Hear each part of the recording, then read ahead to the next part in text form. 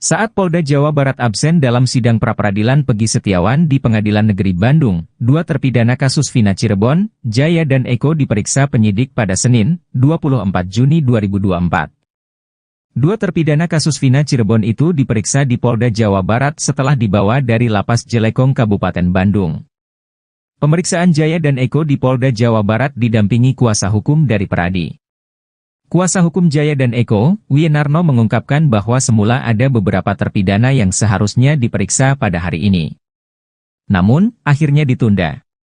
Wienarno mengatakan awalnya tim kuasa hukum mendatangi Lapas Jelekong. Namun ternyata, dua terpidana tersebut sudah dibawa ke Polda Jawa Barat. Hal itu diungkapkan oleh Wienarno di Mapolda Jabar, Senin, 24 Juni 2024. Pengadilan Negeri Bandung memastikan tidak akan menunda lagi sidang pra-peradilan soal status tersangka Peggy Setiawan. Peggy Setiawan telah ditetapkan tersangka kasus Vina Cirebon usai ditangkap di Kopo, Bandung, Selasa, 21 Mei 2024.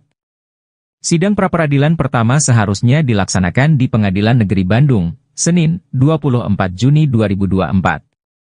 Dia memastikan, sidang pada 1 Juli tetap dilanjutkan meski pihak Polda Jabar absen lagi.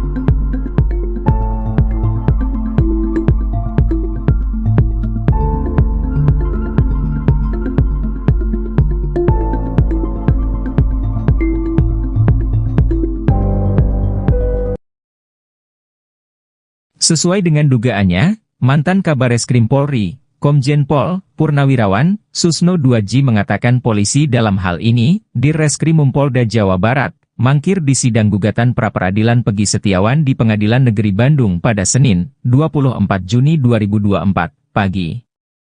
Menurut Susno, berdasarkan pengalamannya, pihak tergugat biasanya ogah hadir di sidang pertama pra-peradilan. Tak hanya di Polri, institusi lainnya turut melakukan hal serupa ketika menjadi pihak tergugat. Lantas publik bertanya-tanya, apakah ini sebuah langkah strategi untuk memenangkan sidang pra-peradilan? Susno menilai hal itu bisa saja demikian. Namun, ada juga kemungkinan bahwa pihak tergugat belum siap dalam menghadapi pra-peradilan.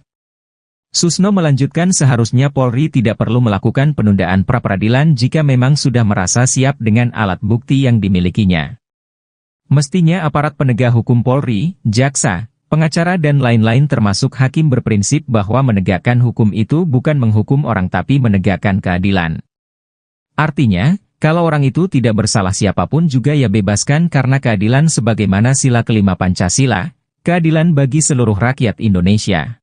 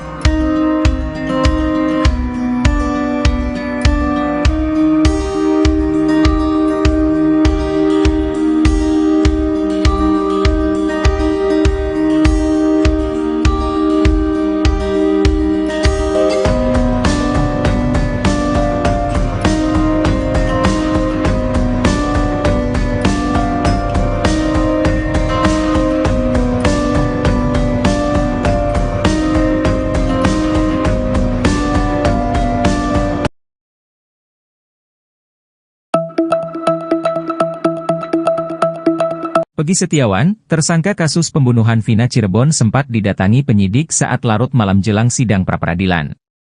Peggy yang dituding sebagai penyebab tewasnya Vina dan Eki sempat bercerita ke Niko, kuasa hukumnya. Ia mengaku terkejut saat penyidik tengah malam menghampiri kliennya.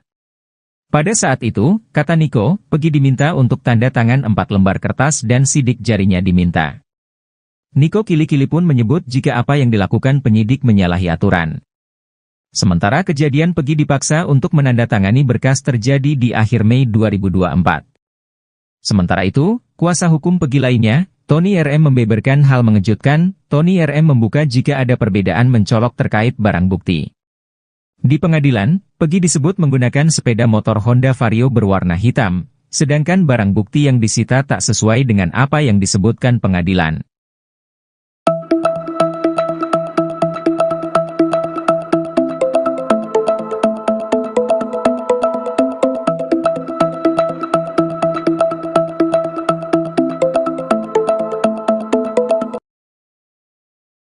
Hakim Eman Sulaiman, Hakim Tunggal Sidang Pra-Peradilan Peggy di kasus Vina tegaskan dirinya tak bisa dipengaruhi siapapun.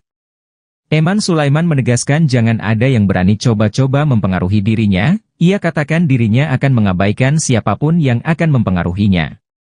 Eman Sulaiman bahkan mempertaruhkan kredibilitasnya selama ini sebagai seorang hakim. Dirinya menegaskan kalau ia tak ada kepentingan sama sekali dalam perkara Peggy Setiawan sebagai tersangka pembunuhan Vina dan Eki.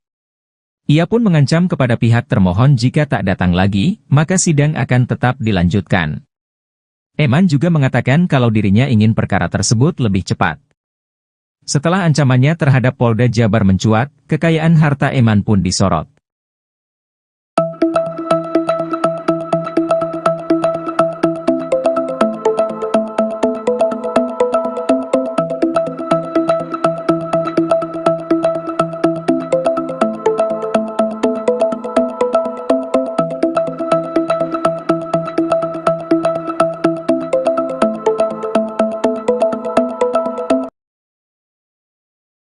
Tak mulusnya sidang pra-peradilan perdana terkait kasus Vina Cirebon yang menjerat kuli bangunan Peggy Setiawan, diperkirakan ada gerakan senyap yang dilakukan Polda Jabar.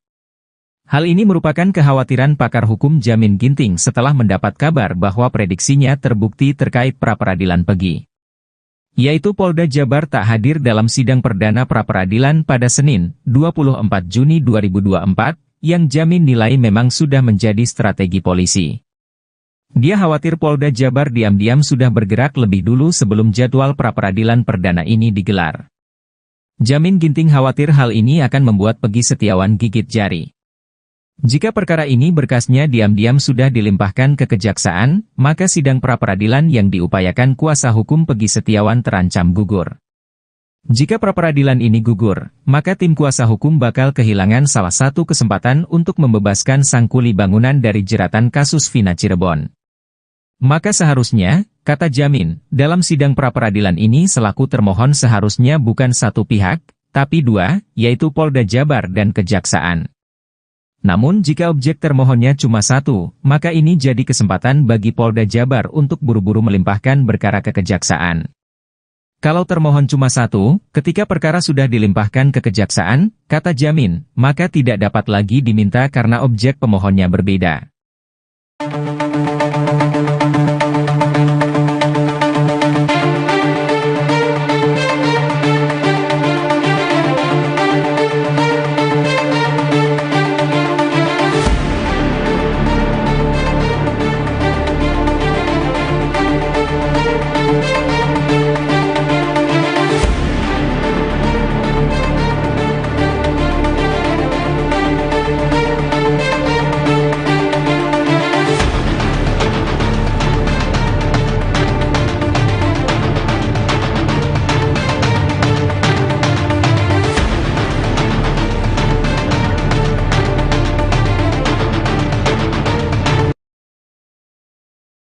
Saat Polda Jawa Barat absen dalam sidang pra-peradilan Peggy Setiawan,